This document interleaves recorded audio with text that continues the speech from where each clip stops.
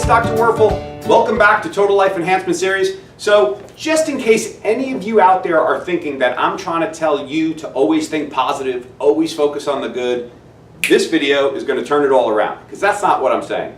I'm never going to want to tell you to be in denial or to be in avoidance, and trust me when I tell you, I know denial and avoidance. I've had both of those affect me for a lot of my life. They still affect me dramatically. I'm doing better than I've ever done at pulling back into the present, snapping back into reality. I have a lot of great people in my life who always help me pull back into reality and help put in my face truths that I may not be seeing for myself.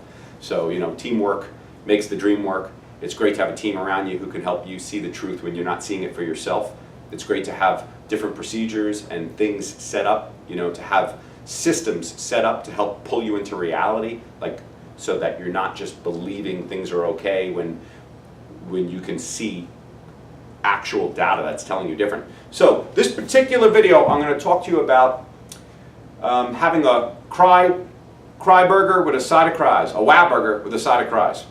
So, and what I mean by that is, you know, if you're feeling crappy, allow yourself to be crappy. Don't beat yourself up. A lot of times when people are working on enhancing their life and they get into the spiritual growth, and you know, a lot of times they think they're failing if they feel horrible.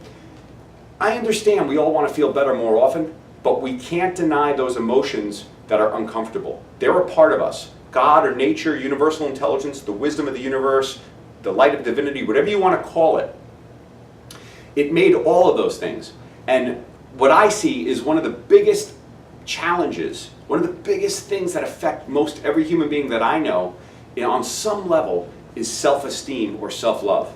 And I believe that I've learned, you know, I'm almost 50 years old now, and I wouldn't say I knew this maybe a few years ago. I think really I've learned most of this in the past year.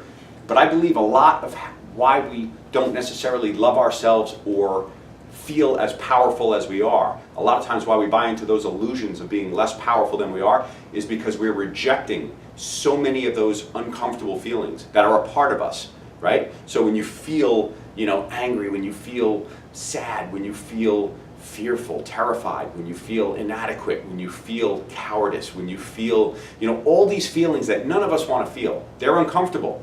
We have to learn to love them. I learned a lot of this from Matt Kahn, and I think he's fantastic. There's a lot you could learn from him on YouTube, and you can direct message me if you want to discuss more about this with me.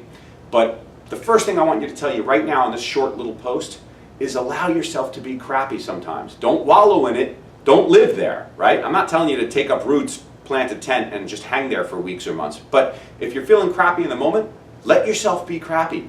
You know, make a joke out of it if you have to. Like, you know, really whine on paper. Here's a cool thing you can do when you're feeling really down.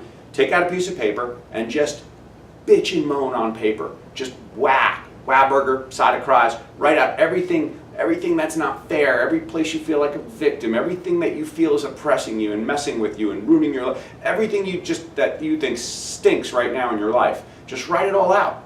Write it all out. And then after writing it out and you feel that you've expressed it, express means to push it out, because we don't want to suppress or repress these things. That's how diseases are created.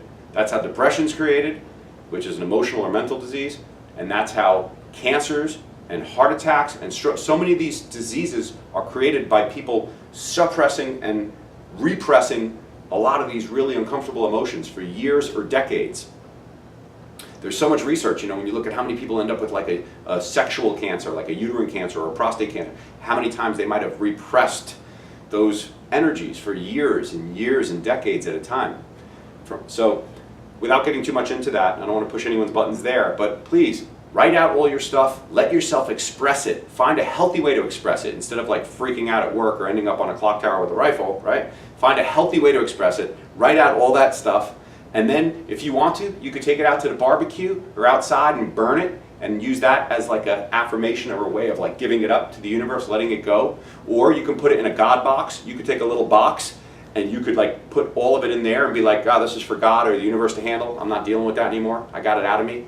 There's a lot of different things you could do with it. But direct message me if you want some more ideas about that. I hope this helps you. Basically, I'm just trying to tell you, don't be in denial or avoidance about your feelings, and don't think that it's a spiritual practice to grow to deny feelings that are uncomfortable. Okay, because that's not the reality. That's just another excuse to deny what you don't want to feel, and that's not going to help you love yourself more. It's not going to help you do better in life. It's actually going to put the brakes on things, or at least that's my experience. So I hope this helps you, and feel free to direct message us and let us know if you need some more content on that or more understanding about that.